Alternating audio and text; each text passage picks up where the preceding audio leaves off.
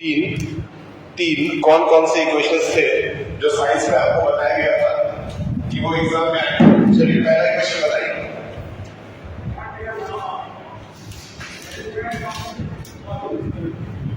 Equation of motion. Motion के Newton ने 3 equations दिए। पहला इक्वेशन क्या था? पहला इक्वेशन क्या था? V equals to V is equal to U plus AD. V is equal to U plus AD. Very good. V is equal to U plus AD. AD, ये पहला इक्वेशन था। ठीक, दूसरा क्या था? S is equal to UT. S is equal to UT plus half of AD square, ये दूसरा equation था। I hope. और तीसरा गर्ल्स में से खुशबू, क्या नाम है आपका? आप स्कूल रेगुलर आइए, ऐसे काम नहीं चलेगा। आप अच्छा Sir, science is chapter. कोई बात नहीं, बताएं। V square minus T square. B square minus B square is equal to 2A Yes. S। 9th class के बाद 9th एक ऐसा क्लास है जिसमें सबसे कम पढ़ने का मन करता है बच्चों को। ठीक, इसी क्लास में सबसे कम पढ़ने का मन करता है बच्चों, सबसे ज्यादा दिमाग इधर उधर जाता है। और यही वो क्लास है जहां से आगे की जर्नी की शुरुआत होती है। मतलब जिसको मैथ्स लेके पढ़ना है वो इस क्लास में मैथ्स को लेके सीरियस हो जाएगा, जिसको साइंस लेके पढ़ना है वो साइंस को, जिसको जमाई क्लास में लेते रहना है वो जमाई लेने में सीरियस हो जाएगा। इस तरीके से ये चीजें चलेंगी।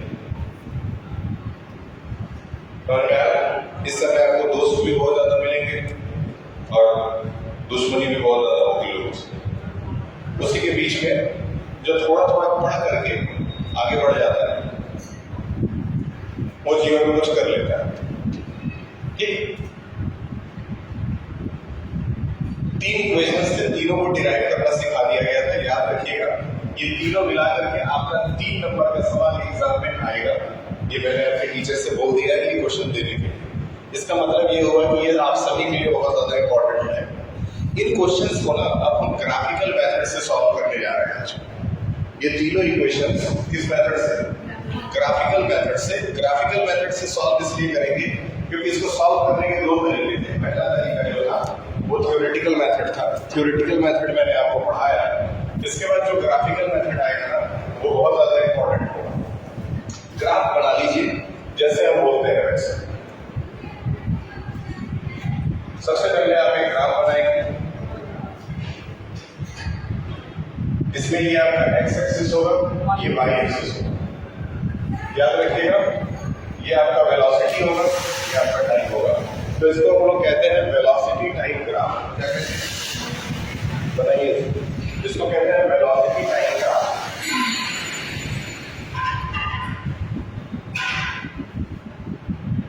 जब तक ये सबको नहीं समझ में आ जाएगा और सबके मुंह से जवाब नहीं निकलेगा तब तक आपको पढ़ना पड़ेगा।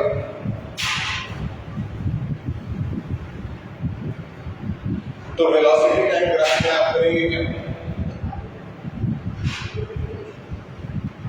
नोट जरूर कीजिएगा और अपना प्रॉपर ड्रेस अरेंज कर लीजिए। आप उस दिन ऑफिस में खड़े थे जब मैं आया था तो Sir, message submit हो गया. बैठिए बैठिए। आपके साथ एक और बच्चा है।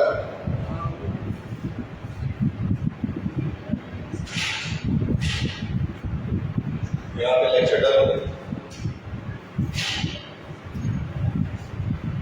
ठीक, अब यहाँ के बाद में आगे निकलते हैं और यहाँ से आपको एक ग्राफ बनाना है और यहाँ पे आपको V रख देना है। याद रखिएगा ये ग्राफ थोड़ा सा अटपटा मैंने बनाया है तो इधर उधर बोलते हैं तो आएंगे।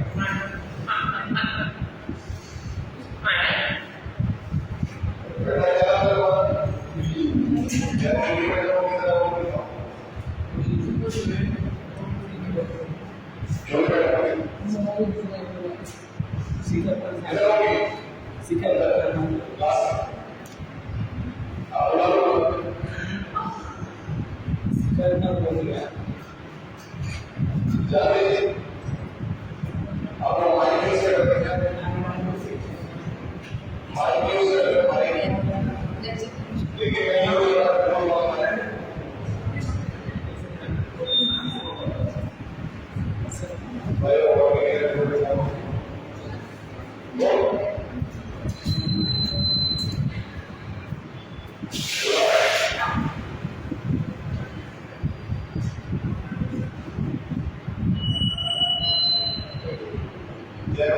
बोल से बोल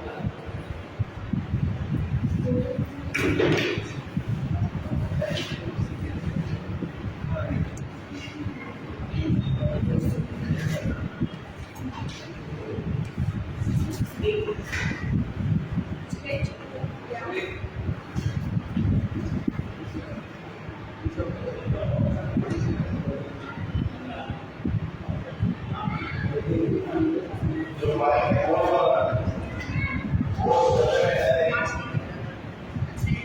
वो वाला है वो वाला हाँ मैं बॉक्स मेरे पास है लेकिन उसका एक से हमारे आपके पास है तो देखिए वो इजी होगा और मेरा वाला चांस नहीं है हाँ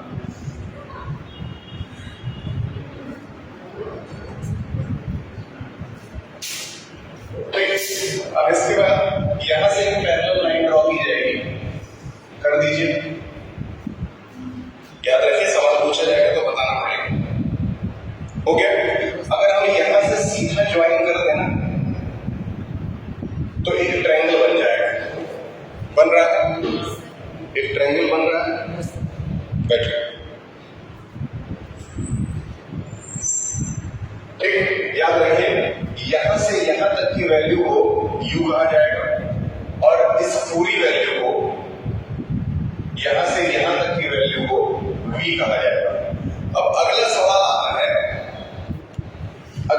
आता है साक्षी से खड़े होंगे अगर ये पूरा v है और ये u है तो इसकी वैल्यू कितनी होगी इस पार्ट की वैल्यू क्या होगी अगर वो पूरा v है और नीचे का पार्ट u है तो बीच वाला जो पार्ट बच गया उसकी वैल्यू क्या होनी चाहिए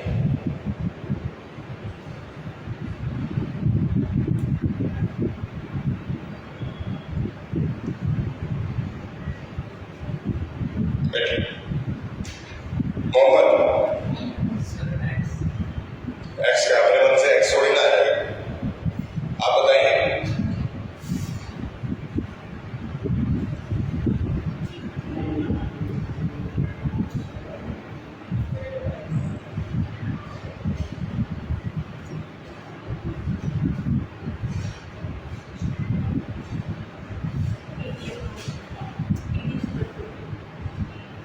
नहीं आप बताइए आप कितने दिन से एब्सेंट नहीं वो तो पता है लेकिन क्यों बैठे ऐसे काम नहीं चलेगा सीधी सी बात है कि ये पूरा v है ये u है तो जो बच गया वो v में से u हटाने पे ही पता चल जाएगा यानी कि v माइनस u उसकी वैल्यू होगी अलजेब्रा के हिसाब से ठीक यहां से यहां तक की जो वैल्यू है वो t है अगर यहां से यहां तक v माइनस u है तो यहां से यहां तक भी v माइनस u ही होगा क्योंकि ये सेम है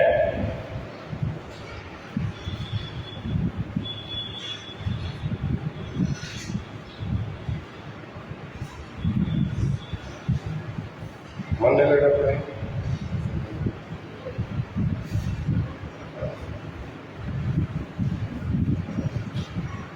ठीक है सबसे पहले हम लोगों ने क्या किया सब कुछ मिटा करके एक बार दोबारा समझाते हैं पहले हम लोगों ने ये फिगर बनाया फिगर में एक ट्रायंगल बनाया चलिए इसको भी मिटा लेते आपके लिए ठीक ये ट्रायंगल बन गया ट्रायंगल में आप मानेंगे कि ये v माइनस u है ये t है इतना मान लिए अब हमको एक फॉर्मूला बताएंगे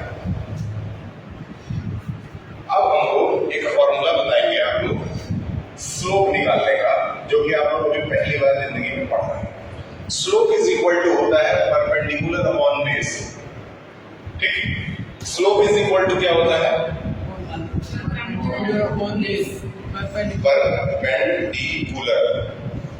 परपेंडिकुलर अपॉन बेस होता है अब बताइए परपेंडिकुलर इस ट्रायंगल में कौन सा है और बेस इस ट्रायंगल में कौन सा है ये आप बताएं हाँ इनको बताने दीजिए सर परपेंडिकुलर आपका ऊपर वाला आता है और बेस सब नीचे वाला कैसा ऊपर नीचे वाला बोल रहे हैं वहां पे वैल्यू रखा हूं बताओ सर बेस सर नीचे होता है। हाँ तो नीचे होता है, तो नीचे क्या है उसमें? बेस तो बेस का क्या नाम है? Sir T. बेस का नाम टी है। तो बेस क्या हो गया? टी। परपेंडिकुलर क्या है? नूरजहां।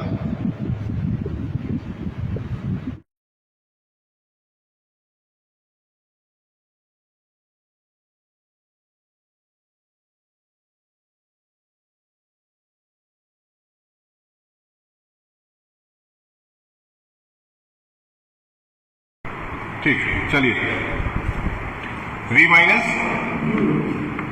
देखिए ग्राफ के हेल्प से इक्वेशन ला रहे हैं। पहला वाला इक्वेशन जो था वो क्या था? v is equal to U plus A T. ये इक्वेशन जो है, इसमें एक बार फिर से बता दें, v को हम लोग क्या कहते हैं? Final velocity.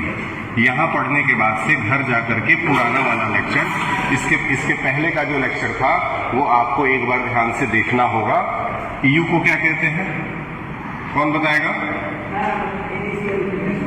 जो लोग पहले आके यहाँ पे प्रेजेंट थे उनको एटलीस्ट हर चीज आनी चाहिए। अगर नहीं आ रही है तो उनको रोक करके बहुत देर तक पढ़ाया जाएगा। एक्सेलरेशन, ए से क्या होता था?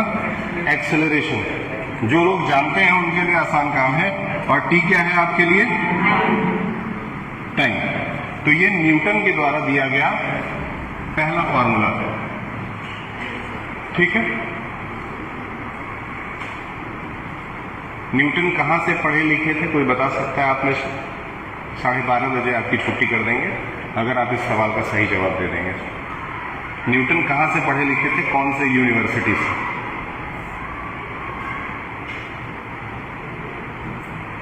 मोस्ट कॉमन और सबसे बड़ा साइंटिस्ट है, सबसे बड़ा मैथमेटिशियन है, वो कहां से पढ़ा लिखा? कोशिश तो कर रहे हो लेकिन अभी तुमको 1.5 साल लगेगा। बताएं, न्यूटन कहां से पढ़ा लिखा था? लंदन की यूनिवर्सिटी से पढ़े हैं, बात सही है। लंदन तो एक शहर है, ठीक है। लंदन से वो नहीं पढ़े।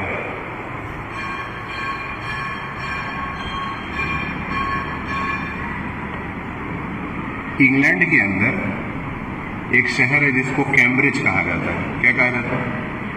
आपने कैम्ब्रिज का नाम सुना है? Cambridge, Cambridge university. कैम्ब्रिज की बहुत सारी डिक्शनरीज आती हैं, कैम्ब्रिज की। 2 ही कंपनी की डिक्शनरीज आती हैं, एक कैम्ब्रिज और एक ऑक्सफोर्ड। डिक्शनरी के ऊपर यही दोनों शब्द लिखे रहते हैं, ऑक्सफोर्ड और कैम्ब्रिज। ये इंग्लैंड की 2 सबसे बड़ी यूनिवर्सिटीज हैं, एक ऑक्सफोर्ड और दूसरी कैम्ब्रिज। इसमें पढ़ना एक सामान्य आदमी के लिए सपना होता है। क्या होता है? चलो तुम तो नए जमाने के लग रहे हो, तो बता दो कि ये कहां से पढ़े हैं। एलॉन मस्क को तो सब लोग जानते होंगे, बता दीजिए कहां से पढ़े हैं। बता दीजिए कहां से पढ़े हैं। 12:30 बजे छोड़ देंगे आप। अमेरिका तो देश है ना, जाहिर सी बात है, अमेरिका के रहने वाले तो अमेरिका से ही पढ़े होंगे। सबसे पहले तो ये कैम्ब्रिज यूनिवर्सिटी से पढ़े हैं और कैम्ब्रिज में ही भारत से रामानुजन जाके पढ़ते थे। नाम सुना है रामानुजन का? एस रामानुजन, जिन्होंने मैथ्स में सीक्वेंस एंड सीरीज बताया। मंदिर में बैठ करके मंदिर की दीवालों पे मैथ्स का क्वेश्चन लगाते थे।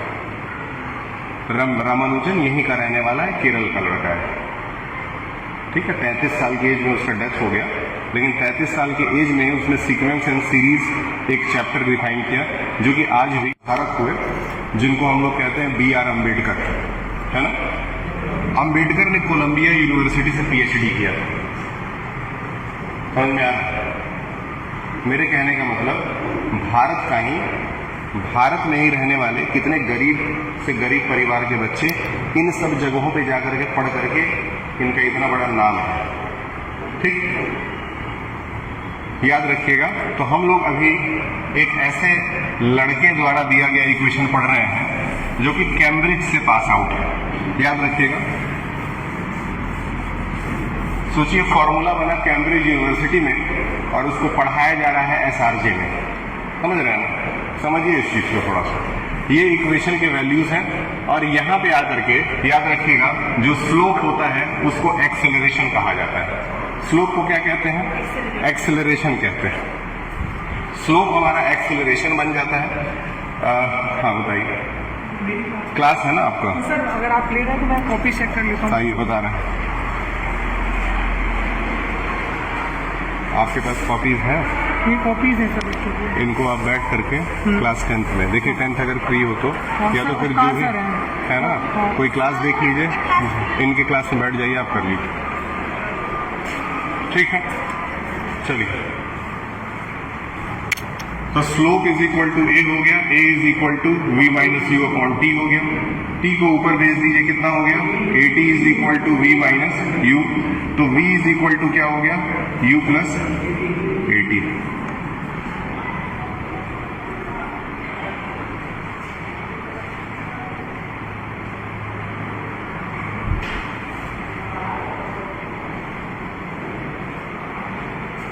ठीक है,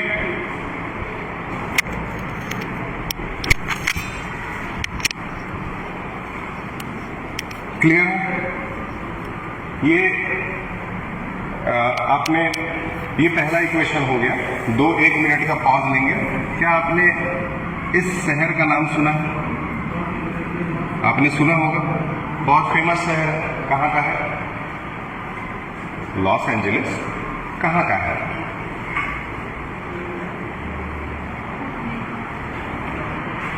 लॉस एंजलिस अमेरिका का शहर है। ये बहुत अच्छी बात है। अब सवाल ये उठता है इसका नाम क्यों लिए? ये अमेरिका का ना हॉलीवुड माना जाता है। क्या माना जाता है? हॉलीवुड, जहां पे हॉलीवुड की सारी पिक्चरें बनती हैं, है ना?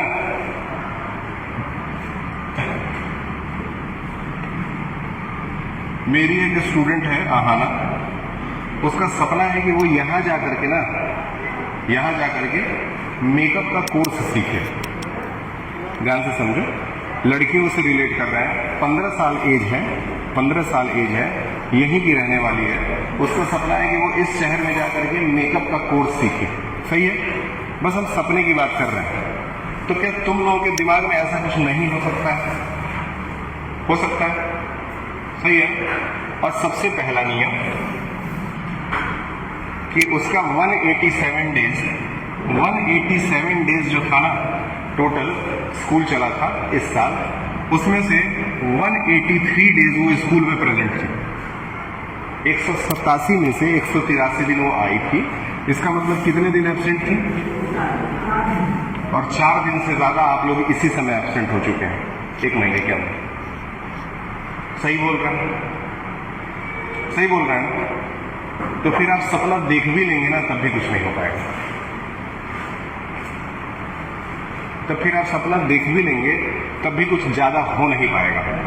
इसीलिए मेरी बात जिसके दिल तक पहुंच गई हो, कान तक तो सबके पहुंची होगी, जिसके दिल तक पहुंच गई हो वो अभी से रेगुलर रहना शुरू कर दीजिए। ठीक, एक सिंपल एग्जांपल देते हैं। मैं मुश्किल से ना रोज 2 पीरियड पढ़ाता हूँ, वो भी बहुत मुश्किल से, कल नहीं पढ़ाया था। मैं रोज 2 पीरियड पढ़ाता हूँ, सही है। वो भी किसी किसी दिन 1 ही पीरियड पढ़ा पाता हूँ। बाकी के टीचरों को पढ़ाने का कितना मौका मिलता है? 8 पीरियड। अभी आप YouTube खोलेंगे ना तो मेरे हैं 103 लेक्चर। कितने? मात्र 2 पीरियड पढ़ाता हूँ, मेरे 103 लेक्चर हैं। बाकी के टीचरों की आप गिनती करेंगे ना तो सबका जोड़ जाड़ के भी 103 नहीं होगा, सबका जोड़ के। पता है क्यों? इसलिए क्योंकि मैं पहली बात एब्सेंट नहीं मारता हूँ, दूसरी बात कि रोज कम से कम 1 वीडियो तो बनाता ही। समझ में आ रहा है? क्लियर है? ज्यादा मेहनत नहीं करना है, थोड़ा थोड़ा रोज करना है और रेगुलर रहना है काम को लेकर के, तभी कुछ हो पाएगा। नहीं तो एवरेज जिंदगी जिएंगे और यूट्यूब के ऊपर अपने ही एज के बड़े बड़े बच्चों को महंगी महंगी गाड़ियां चलाते हुए देखेंगे और कहेंगे कि बहुत अच्छा लग रहा है। अपने ही एज के, आप लोगों के एज के बहुत सारे बच्चे बहुत कुछ करते हैं, यूट्यूब के ऊपर देखा होगा आपने, ब्लॉग बना रहे हैं, 2 लाख की गाड़ी लेके चल रहे हैं। अगर आपको नहीं चाहिए तो कोई बात नहीं है भैया, और पाने का कोई शॉर्टकट तो है नहीं। रेगुलर हो जाइए, स्कूल आइए, मन से पढ़िए, यहीं से रास्ता निकलेगा आगे बढ़ने का, दूसरा कोई रास्ता नहीं होगा। सबके लिए ये बात बोल रहे हैं। ये पहला इक्वेशन था, अब चलते हैं दूसरे पे। ठीक, अब सिर्फ पढ़ाई की ही बात करेंगे, इसको मिटा देते हैं। ठीक, अब यहां से ना आगे बढ़ते हैं, आगे बढ़ेंगे और दूसरे इक्वेशन पे जाएंगे। दूसरा इक्वेशन जो था वो हमारा न्यूटन ने जो दिया वो क्या था, S is equal to ut plus half AT square. अब इस इक्वेशन को इस ग्राफ के हेल्प से हम प्रूफ करके दिखाएंगे। कैसे दिखाएंगे उसको ध्यान से देखिए। S is equal to ut plus half AT square करने के लिए S जो है वो डिस्टेंस को दिखाता है। किसको? डिस्टेंस। डिस्टेंस हमेशा याद रखिएगा, डिस्टेंस को कहा जाता है एरिया अंडर द ग्राफ। क्या है जी? हाँ, एरिया, दूसरे क्लास से लो, एरिया अंडर द ग्राफ। क्या कहते हैं इसको? Area under the graph. यानी कि ग्राफ के नीचे का एरिया अगर आप निकाल सकते हैं तो समझ जाइए कि आप डिस्टेंस निकाल सकते हैं। चलिए एरिया निकालते हैं। बताइए ये क्या है जिसमें मैं टिक लगाया हूं, वो क्या है? ट्रायंगल। ट्रायंगल का एरिया क्या होता है? ट्रायंगल का एरिया क्या होता है?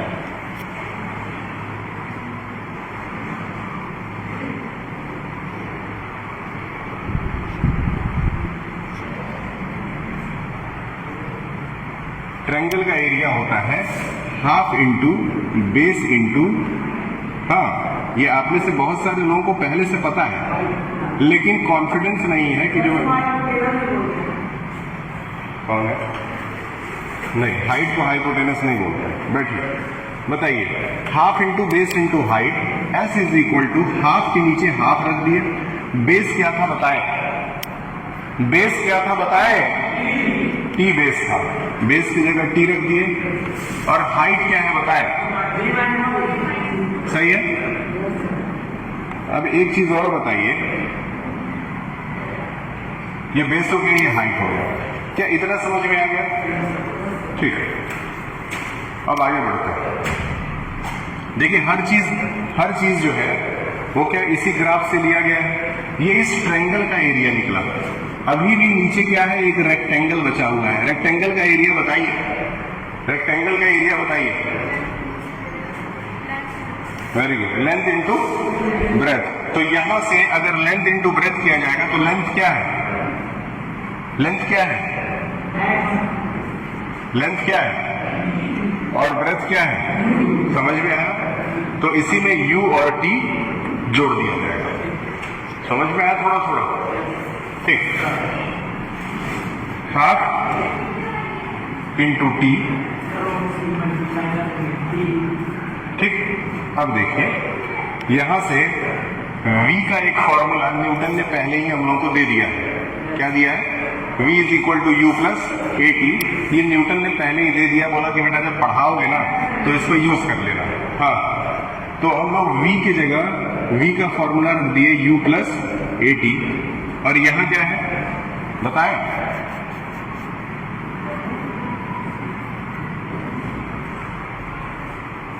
बताइए, यहां पे v माइनस u है कि नहीं है?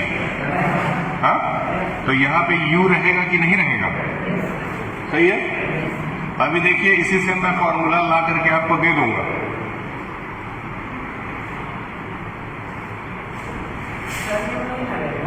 यहां पे क्या लगा हुआ है साइन? क्लियर? तो क्या प्लस u से माइनस u कट जाएगा? ठीक, थैंक यू बताने के लिए। हाफ इंटू, अब बताइए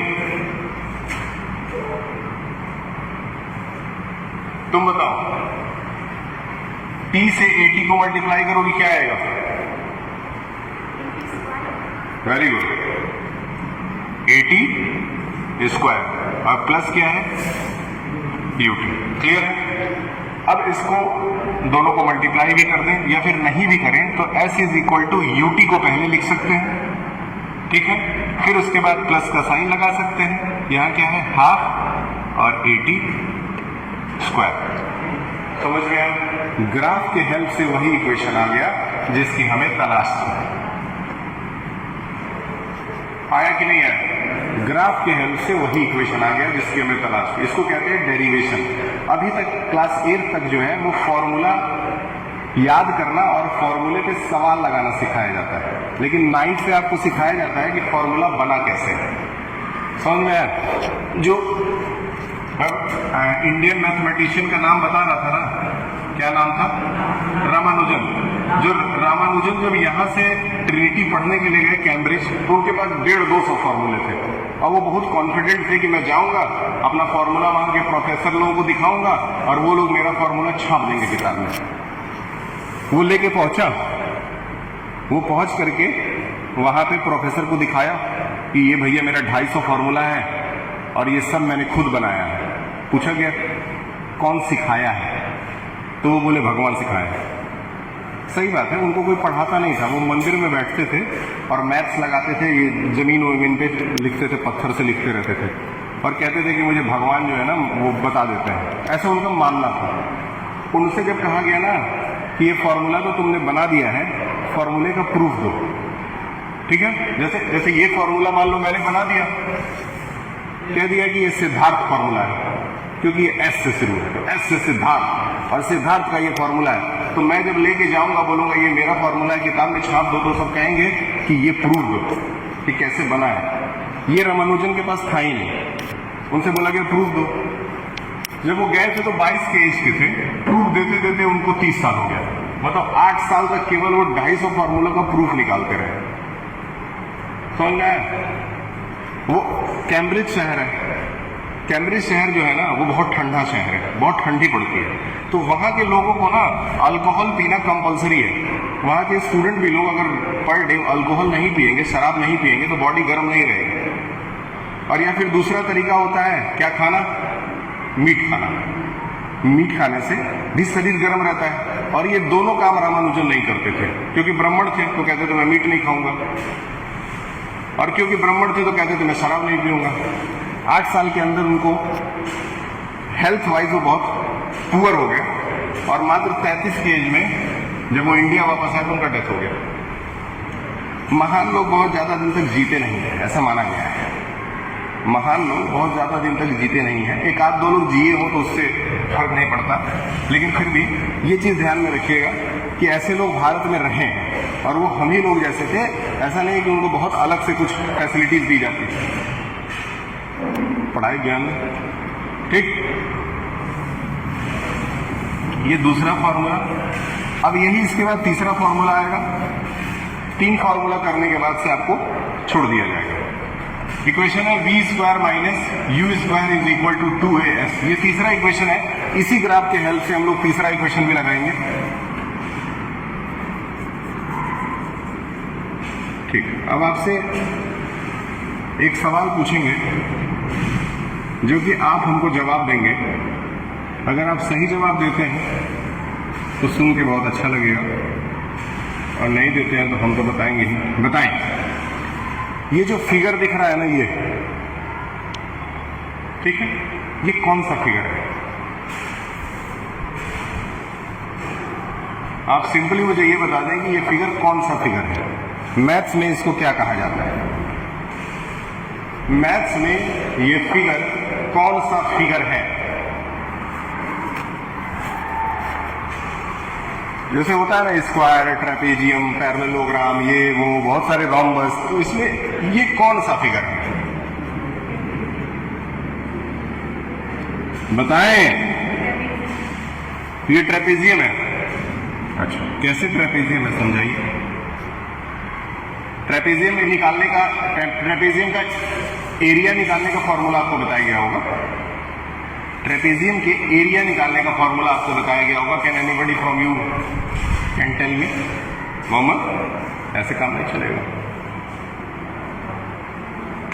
समझ में आया? ऐसे काम नहीं चलेगा, है ना? एक हार्श रियलिटी बताते हैं, है ना। इसको सुन करके बुरा लग सकता है लेकिन बात सही है, ठीक। ये सिर्फ मैं अभी यहाँ पे जो 3 लोग हैं ना, 1 2 3 लोग जो मुस्लिम कास्ट से बिलोंग करते हैं, मैं उन्हीं से बात कर रहा हूँ। जो प्रेजेंट टाइम में मुस्लिम्स का लिटरेसी रेट है वो पता है कितना है? मात्र 17%। समझ में आ रहा है? और इसको सुधारने की जिम्मेदारी तुम्ही लोगों की है, ठीक है। 17% मुस्लिम ही बस पढ़ लिख सकते हैं, ठीक है। तो अब तुम लोगों की जिम्मेदारी है, इस पर ध्यान देना। बार बार ये कोई टीचर नहीं बताएगा, ठीक। बताएं,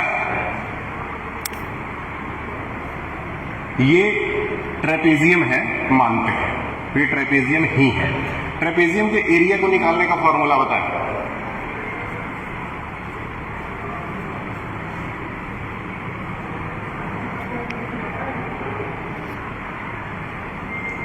चलिए देखिए, ट्रेपेजियम का एरिया निकालने का फॉर्मूला होगा, area is equal to half into sum of parallel sides into height.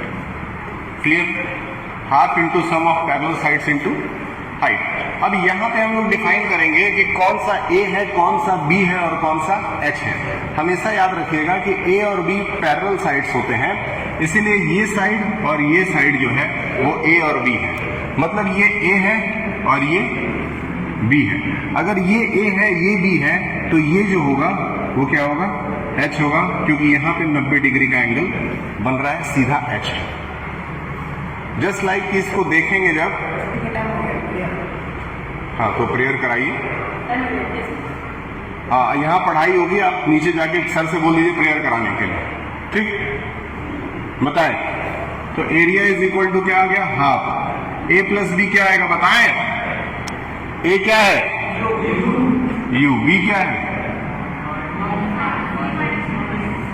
B minus.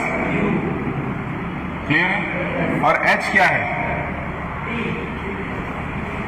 H क्या है? टी। क्लियर है? यहां पे ए प्लस बी था,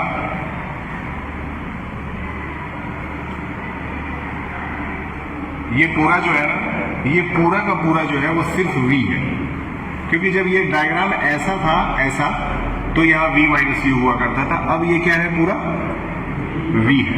तो इसीलिए a की वैल्यू है u और b की वैल्यू है v। याद रखिएगा। अब हमको t का फॉर्मूला बना के दिखाएं। इस इक्वेशन से t का फॉर्मूला बताइए।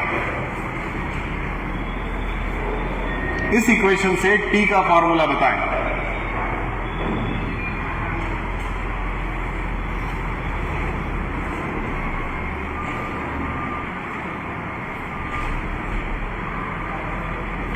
Sir d equal to v minus u upon A. हाँ, इसके पहले भी ये फॉर्मूला बताया गया था, इसी से हम फॉर्मूला निकाल लेंगे। t इज इक्वल टू हो जाएगा v माइनस यू अपॉन ए। याद रखिएगा। तो t की जगह रख दीजिए v माइनस यू अपॉन ए, और यहां आ गया u प्लस v, और इधर क्या आ गया? 1/2, और इधर क्या आ गया? a को हम लोग s भी लिख सकते हैं, क्योंकि एरिया जो है वो s ही है। याद रखिएगा। अब देखिए, इससे इसको मल्टीप्लाई कर दिए तो v प्लस यू को, u प्लस v को v प्लस यू भी लिख लीजिए, उससे कोई फर्क नहीं पड़ता है। v plus U upon 2 into v minus U upon a is equal to s। सामने सामने मल्टीप्लाई करेंगे। 2 दिन पहले ये सवाल हम एक बार और आपसे पूछ चुके हैं। v प्लस यू और v माइनस यू से कौन सा फॉर्मूला बनता है? Which of the formula will be formed where v plus u and v minus u will be multiplied?